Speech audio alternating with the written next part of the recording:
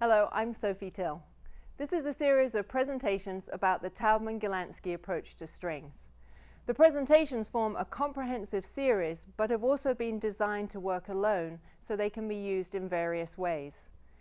They address some of the fundamental principles of the approach and show how these principles can provide answers to some of the most commonly asked questions by players of all levels, from professionals to students.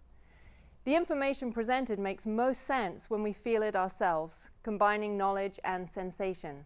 There is an immediately recognizable, clear physical logic to it. While these presentations are not a substitute for hands-on work, they can offer an entry point to this wonderful information.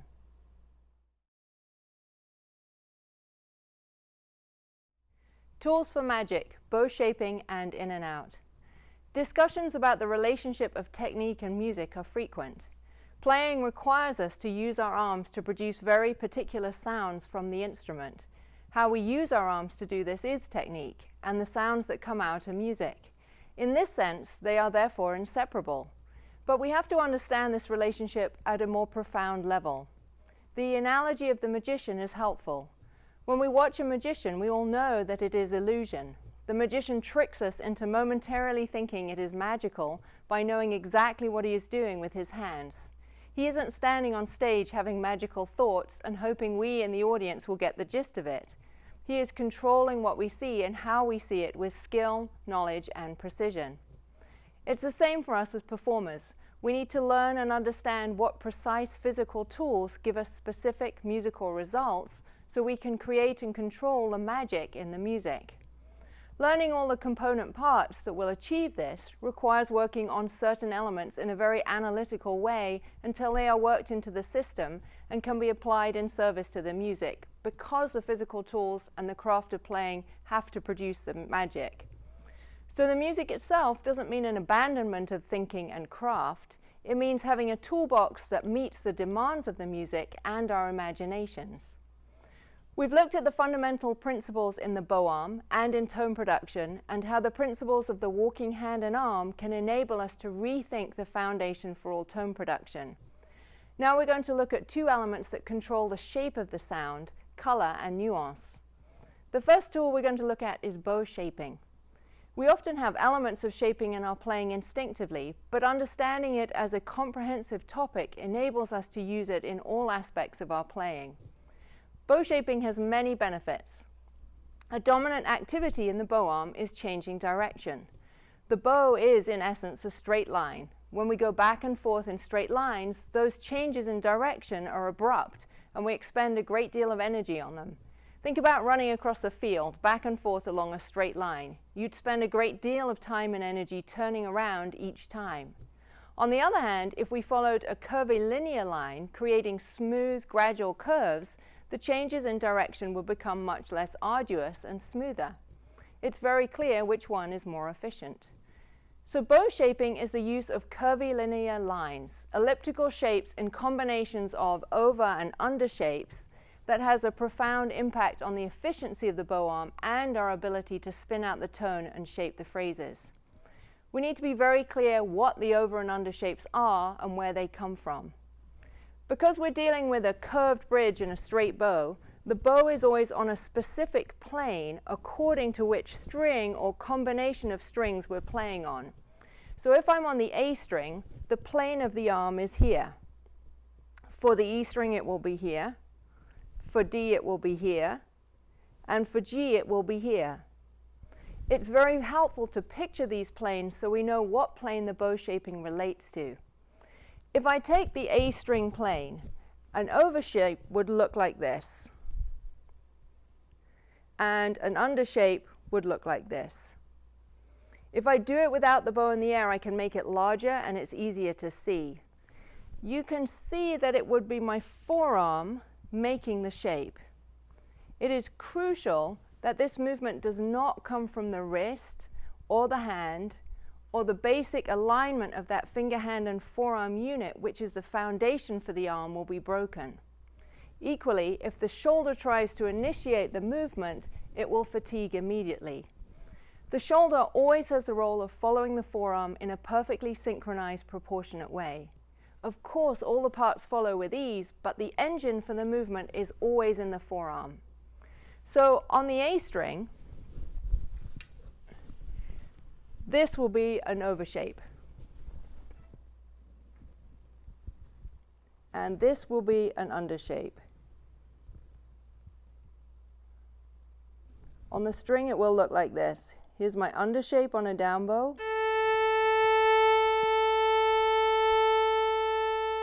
And an overshape on an up bow.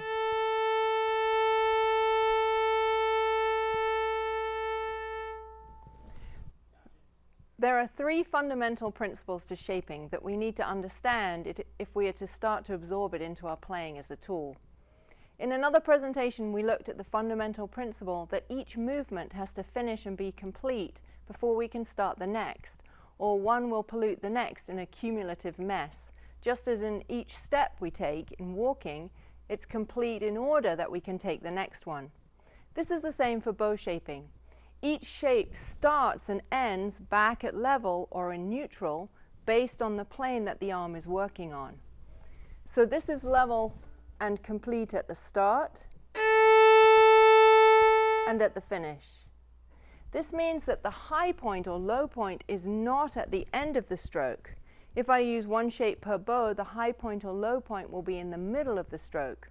It's easy to want to make the high-low point at the end of the stroke, but this exacerbates the change in direction. You have to have an imaginary picture of the line or the plane that the arm is on so you can feel where the shape starts and finishes. Here's my imaginary plane for my A string. So I can imagine starting here and finishing here and picture the shape in the middle. The over and under shapes are not owned by the up and down bow direction. We can use over and under shapes in either direction and often use multiple shapes combined in one bow stroke. There are times when we can choose what shapes to use based on what we want musically, and times when the nature of the curved bridge and straight bow dictate the shaping when we have to cross the strings. Let's take a basic combination and look at it. The most instinctive shaping is the down bow undershape to an up bow overshape. If you look at the forearm, in particular the underneath part, you can see the arm drawing the elliptical shape. It has to be very shallow or my arm will leave the string.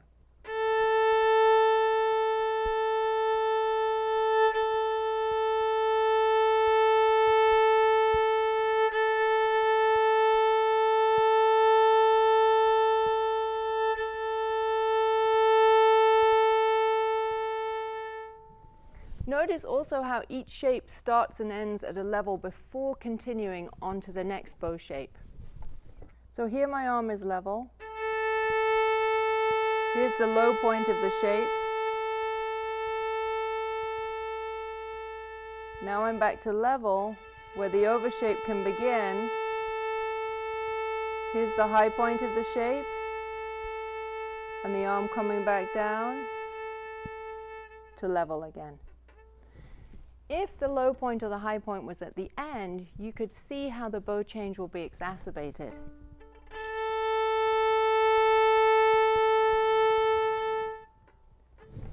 If we go back to my basic under to over combination and give it a tempo, you can start to see how the bow changes become smoothed out by the shaping, and I get greater fluidity in the sound. So here's the sound with shaping.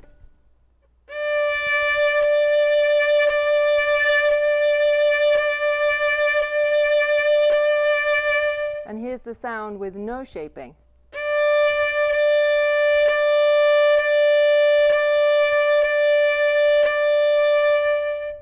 If I reverse them and do an over to an under shape, you can see and hear it also. So here's a down bow over shape going to an up bow under shape.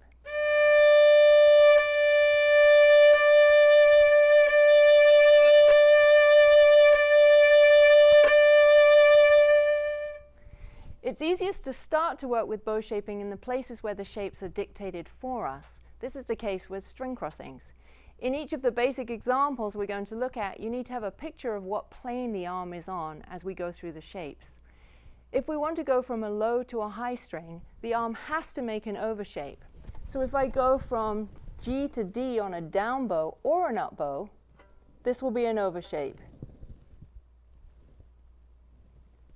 This is the same if I go from D to A in either direction, and A to E. If I do them now on the string, you can see them.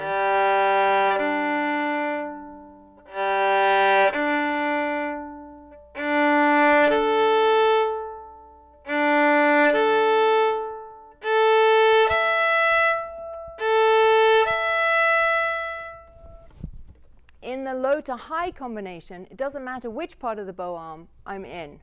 The arm needs the overshape to get to the next string. When we move from a higher to a lower string, it will vary depending on where we are in the bow and which direction the arm is traveling in. If I'm in the lower half of the bow, traveling in an up bow direction, the arm will need an overshape to get to the lower string. So from E to A is an overshape. From A to D is an overshape, and D to G. If you try and do it with an undershape, the arm feels as if it will crash into the instrument, and so on. If I reverse the bowing, and I'm in the lower half of the bow traveling on a down bow, high to low string, the arm needs to make an undershape to get over easily. It's going to look like this.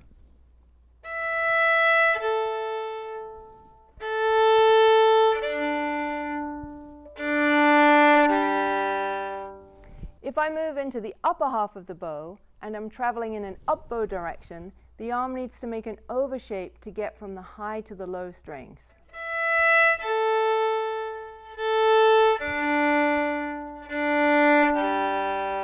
If I'm in the upper half of the bow but traveling in a down bow direction, the arm needs to make an undershape to get to the lower strings.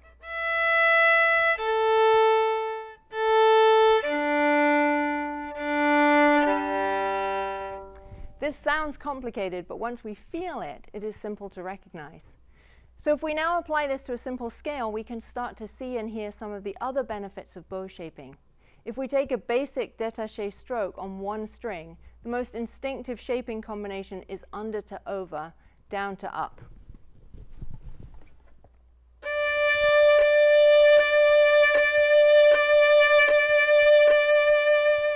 If we take a 1-octave D major scale using the open strings, we can use the same under and over shaping, and it will work with the string crossings.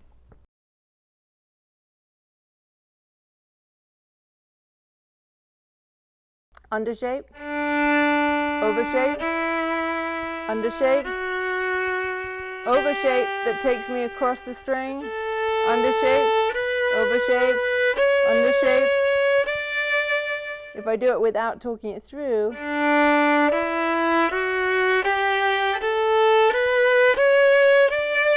and if I take the shaping out, it sounds like this.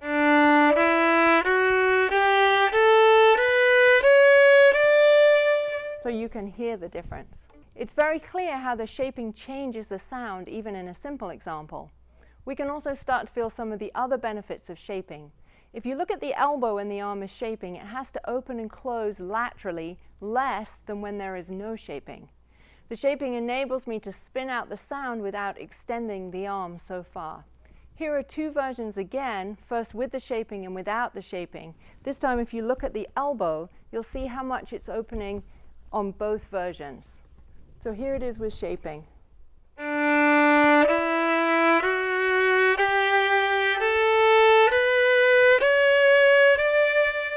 And without shaping.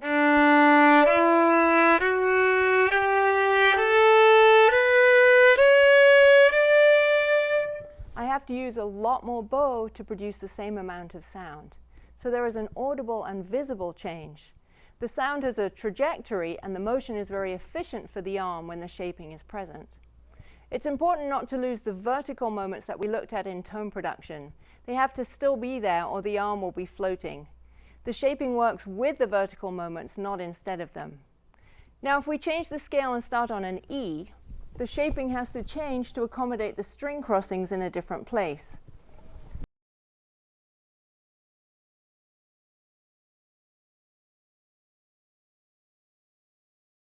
It would start under, then go over. But the G sharp would have to be another over shape in order to get the bow easily over to the open A, which would then be an under shape. The same thing would happen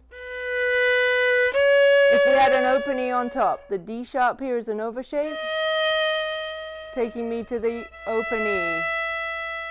If we use a fourth finger E, then the under-over pattern can be maintained. Under, over, under, over. We can also start to see and hear some of the other benefits if we apply shaping to a different scale. If we take a descending G major 2-octave scale, we can look at how shaping helps us with the perpetual challenge of the straight bow and curved bridge. As the bow reaches the under shape on the open E, the bow shape includes a change in plane which lands me easily over to the next string. If we continue on the descending scale, we can use the same under shape again as we go from A to D. So here's the scale descending. Under shape. There's the change in plane. Over shape, under shape, over shape, under shape with a change in plane. There's the change in plane.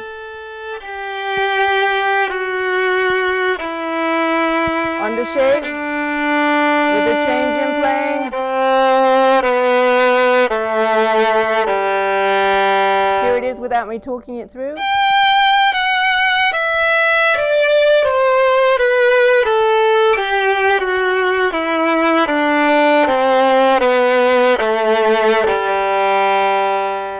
So the under shape with a change in plane is a very useful tool for smoothly getting across from higher to lower strings. The best way to work with shaping is to launch in and do it so the arm gets a feel for it and the ear starts to ask for certain sounds. Let's look at its application in certain examples. The first example is Beethoven's Spring Sonata. When we start training in the shaping, one thing that tends to happen is we get what I call the kid in the candy store syndrome, and we forget that shaping doesn't mean that there aren't any vertical or martelé moments. It means that they now fall in a precise spot on the shape. So if we look at the Spring Sonata opening, we can see that the second shape contains all the 16th notes and will end exactly on the D at the end of the bar, which then connects into an under shape on the downbeat of bar 2, where we have to always remember that the last note of one shape takes us to the first note of the next shape. So let's have a look at that first bar. There's my under shape on the first note. Here it is again.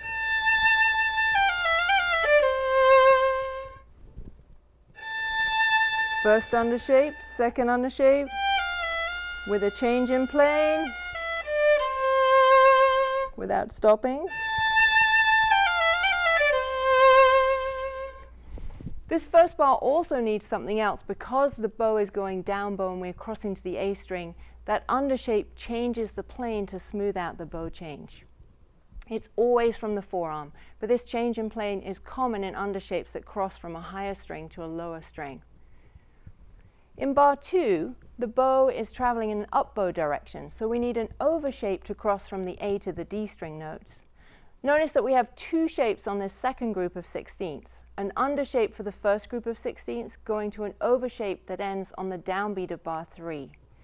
This takes us across the string easily. Here it is.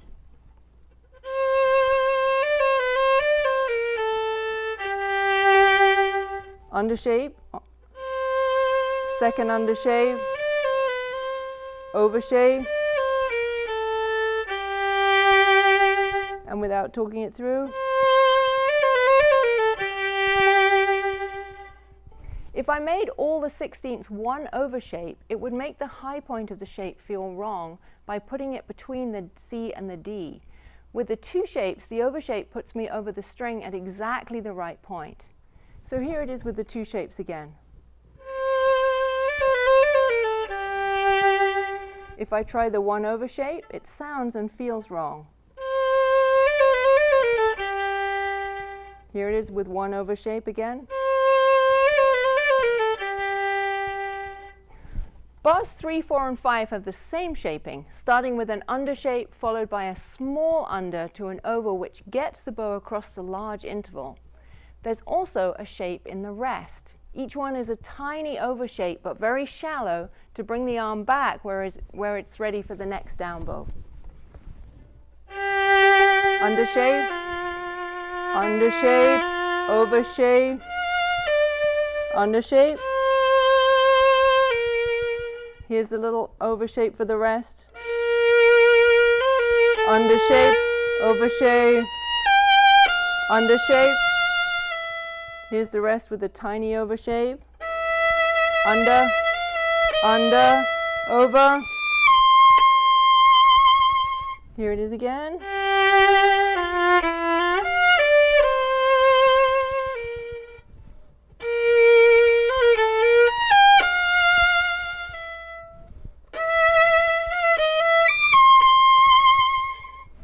We need one additional shape for this, a preparatory shape to start the piece. When we looked at bow fundamentals, we looked at waiting where the bow arm is comfortable. When we are asked, as we often are, or told to breathe in order to start, what we really need is momentum in the bow. We aren't wind or brass players after all. So the preparatory shape that sends us to the first note creates the momentum we need to start. So in this case, because the piece starts on the E string with a down bow, we need a small under shape in the up bow direction that propels us into the first vertical moment.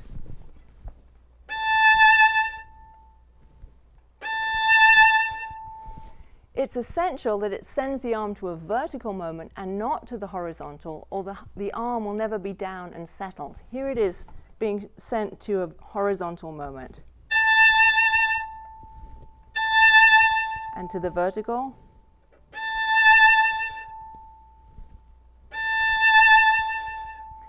Very often when we see long notes, such as here, we take a gasp of air and try and play the entire note in the first moment. But what we actually need to do is to send ourselves to the first vertical moment, which is the start of the note, not to the whole thing. So this tiny preparatory motion to the first vertical is very stable and comforting. There's no need to guess where or how the note will start. Here it is.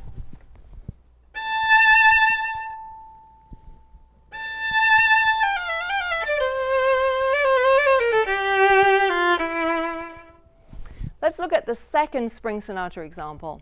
In the second example, we can see how the shaping helps us with the tone and the string crossings. The phrase starts with an under shape, and then, as is usual in short separate bow passages, the under-over format starts on the separate note E flats until the downbeat of the next bar. So under, over, under, over. The first E flat not in the slur is on the up bow, so it gets an over shape in this case. Here's the over shape. Under, over, under, over. In bar 52, the entire bar is an under shape. Because we can feel exactly where the three notes land on the bow shape, we can give them the tone each needs to create the rinforzando that's marked in there.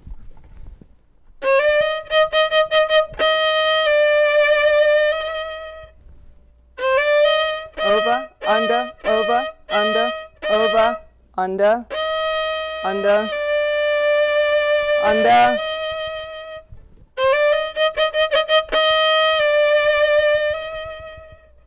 Then we can allow the end of that under shape to help create the subito piano in the next bar.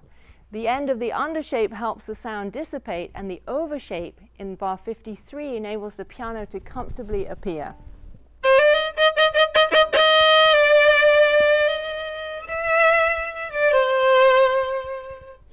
The long under shape on the C leads to an over shape on the ornament, which helps color the ornament and lead the sound into the eighth notes.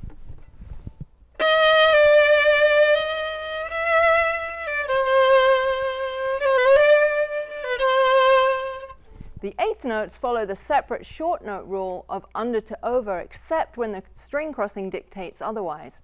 That's why in this case the pattern in both bars is under, over, over, under, to enable the bow arm to cross easily without disturbing the line. Here they are. Under, over, under, under, over, under, over. Here it is again. Here's an under shape with a change in plane to get me over to the E, over, another over shape because I'm coming back to the A string, under, under, over because I'm crossing, under, over.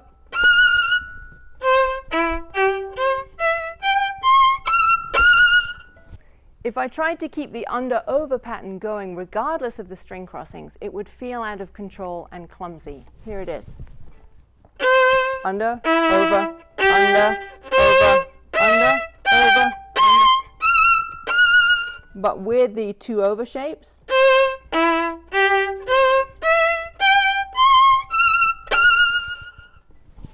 So the two over shapes help smooth it out again.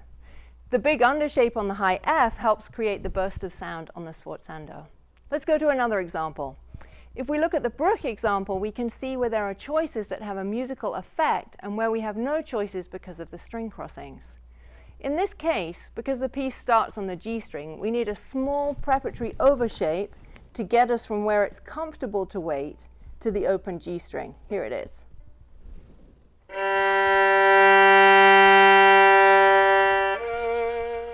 Then we can start with an under shape, which enables us to spin out the sound on that fermata.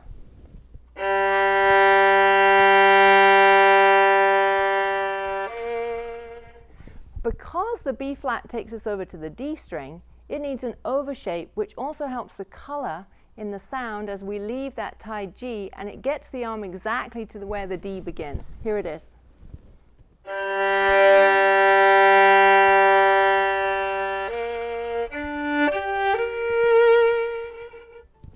The two little eighth notes follow the normal under-over pattern, and then we have a choice on the dotted quarter note.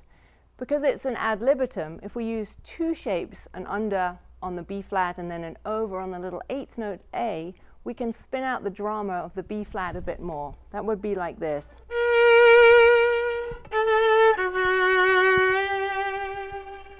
Here it is again.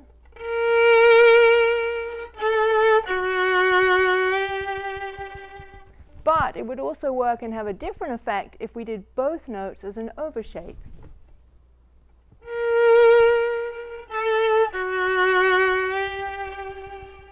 If I play both versions side by side, you can hear from the beginning how they're different. Here's the two shapes, the two under shapes.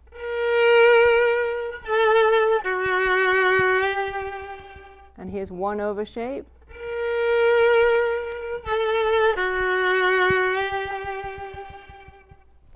What is nice about shaping is that once it's in the arm, you can really do what you like in the moment and change the results very easily.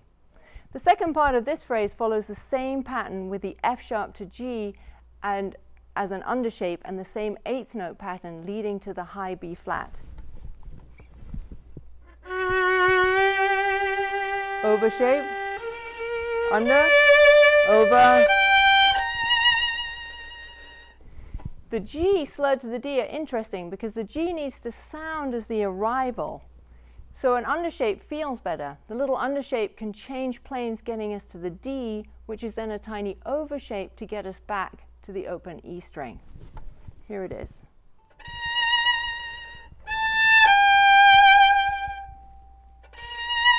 Under, over, under. Here's the change in plane, which gets me to the D, and then over. If I put that together,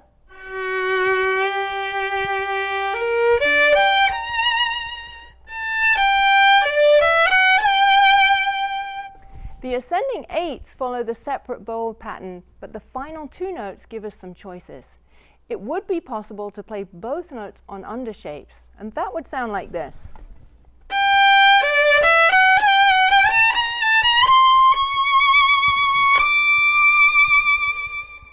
But by putting an overshape on the final D, it's easy to make the sound dissolve and connect to the orchestra's entrance. That sounds like this.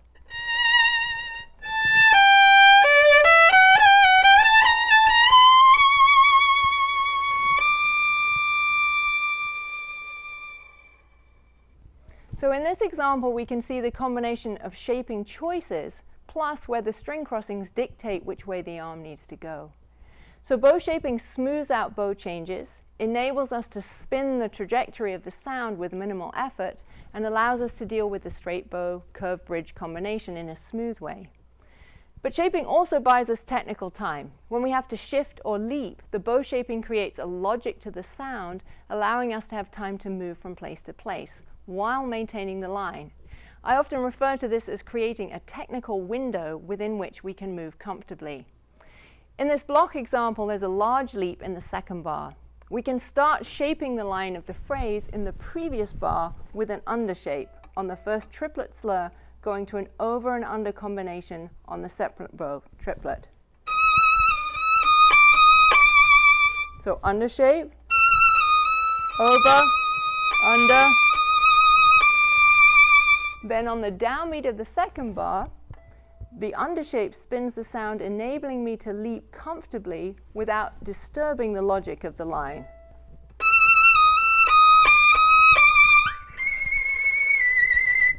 The top two notes are then an undershape, giving them depth, and then the triplets in the following bar are all undershapes, which helps create the allargando, the last triplet being an over to an under to lead to the final two notes.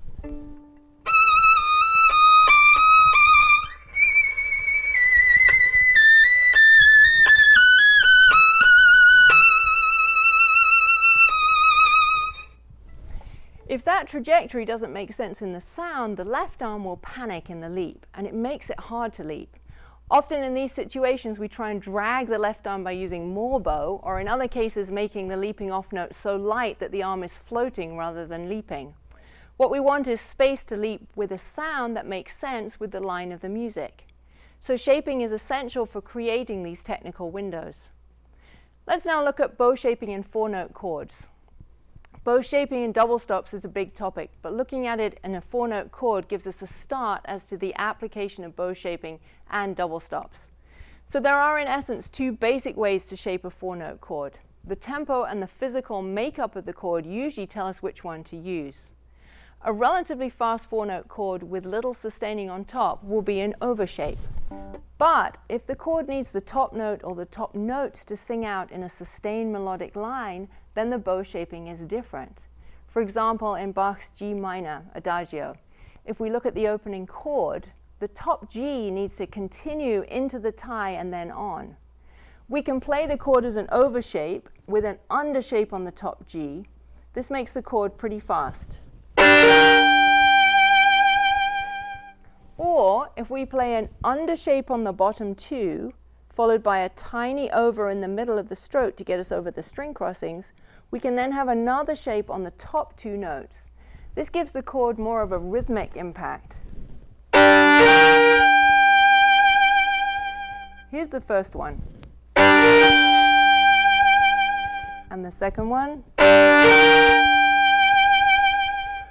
Of course, there are subtle variations, but the bow shaping enables us to organize the tone.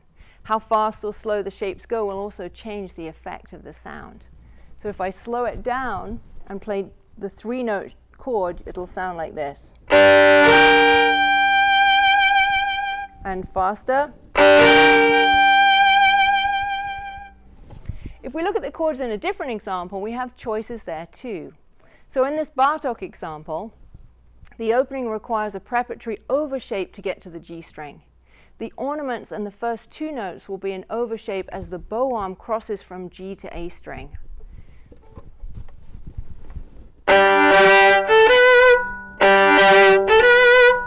There are 2/16. The 2/16 are standard under overshapes, but the second half of the bar is an overshape to get us to the E string, followed by another overshape on the last two notes. The final overshape of the bar sends us to the bottom of the chord. The opening requires a preparatory overshape to get to the G string. The ornaments and first two notes will be an overshape as the bow arm gets from the G to the A string. The 2/16 are standard under overshape, but the second half of the bar is an overshape to get us to the E string, followed by another under, over on the last two notes. The final over shape of the bar sends us to the bottom of the chord.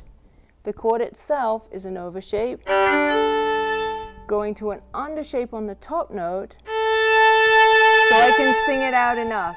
The octave is in an over shape that sends us to the bottom of the next chord, which due to its speed is just an over shape.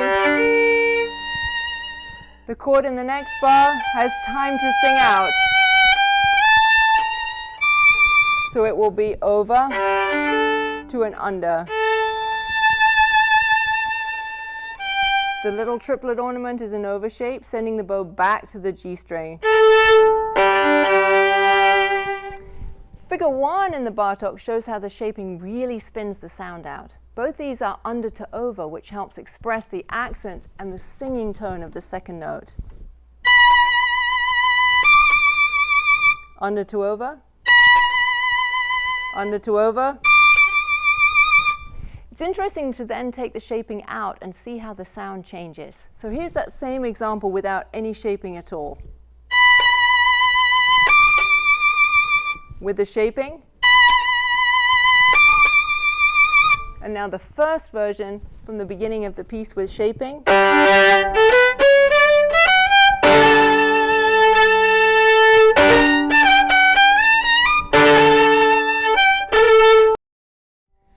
So now let's move over to color. One of the biggest color tools we have is the bow's proximity to the bridge or to the fingerboard, because it allows us to use the tension or lack of tension in the string. We need to know precisely which movement in the arm enables us to use this feature of the string, bridge, fingerboard relationship.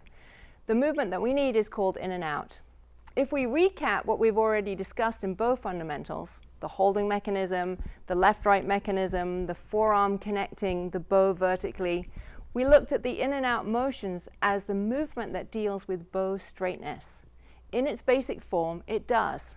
But if we use it in combination with bow shaping, we get color and nuance.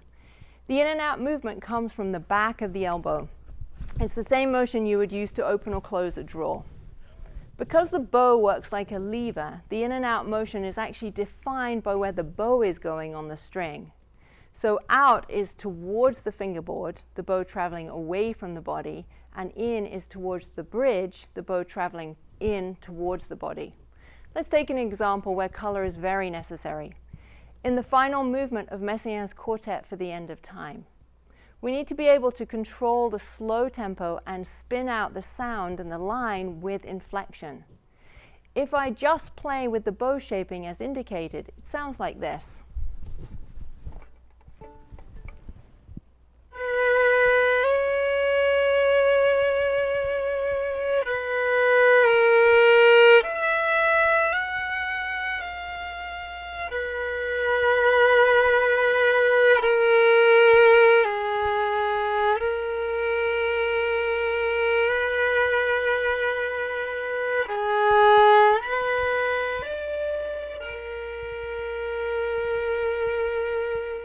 If I use the in and out motion, in particular on the longer notes, allowing the bow to play in towards the bridge and then out again as the notes taper, I get the nuances without strain and can convey the tenderness in the music. If you look at the bow hair on the string, you can see the in and out working in combination with the bow shapes.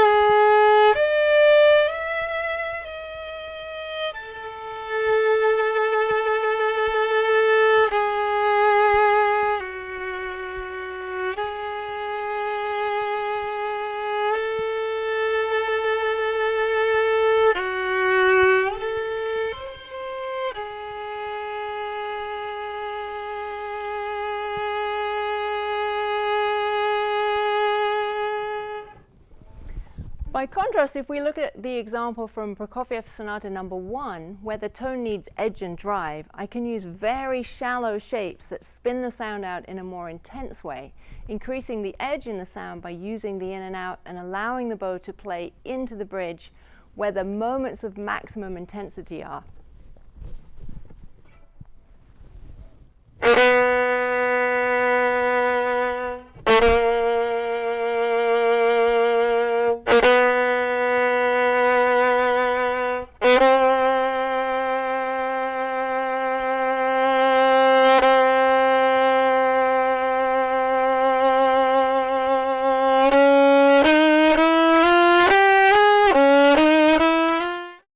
So the in and out motion is a wonderful tool to reflect harmonic changes, in particular over long notes and ties where the harmony is shifting underneath, and during long notes in general. Being able to use bow shaping with inflection means we don't have to struggle in long final notes, even when they continue longer than we planned. Here's an example. If we take the end of Bloch's Nigun, we want to reflect the shift in tension that the harmonies create at the start of the final note, and then how the piano chord creates color on the final note itself.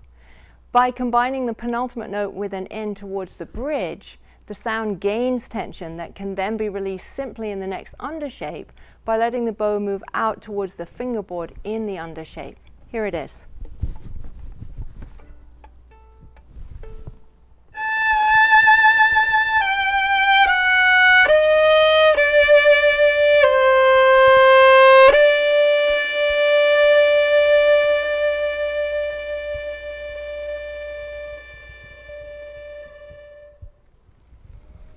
On the final note itself, there is tension until the piano releases it with that final chord. We can maintain the tension simply by playing the first undershape into the bridge, and then because it is a long note, we need to spin the sound out further so we can add a second undershape that plays out to the fingerboard and lets that tension go again. Here's that final note.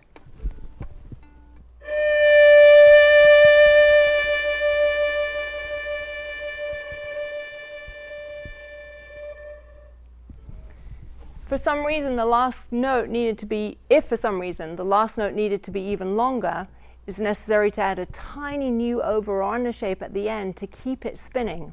So the last few inches of bow do not need to sound weak or choked. They can be as expressive as the rest. Let's take an example. Undershape, second undershape. If I'm going to extend the note, I'm going to play an overshape, undershape, and finish. Color is essential even in a simple melody. In the Mozart E major Adagio, the addition of in and out with the shaping creates all kinds of shadings. When we take the in and out away, the tone is much more straight. So here it is with the in and out motion.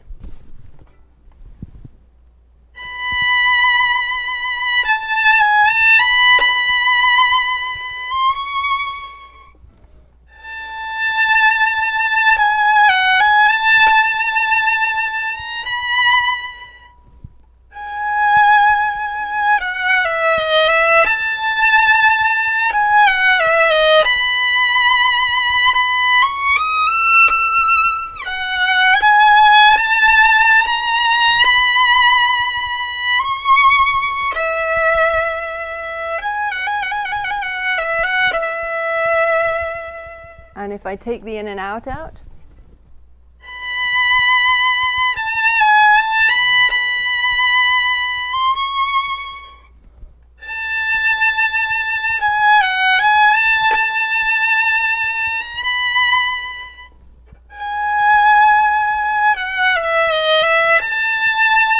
etc. So it's the combination of shaping and in and out that gives us the shading. Bow shaping enables us to play with greater efficiency, expending far less energy and with greater result. In addition, it creates the trajectory to the sound that, when worked in combination with the in and out movement, gives us a broad palette of color and shading to use. We have concrete tools to express the magic in the music, and once worked into the body, they are ready for use at any time.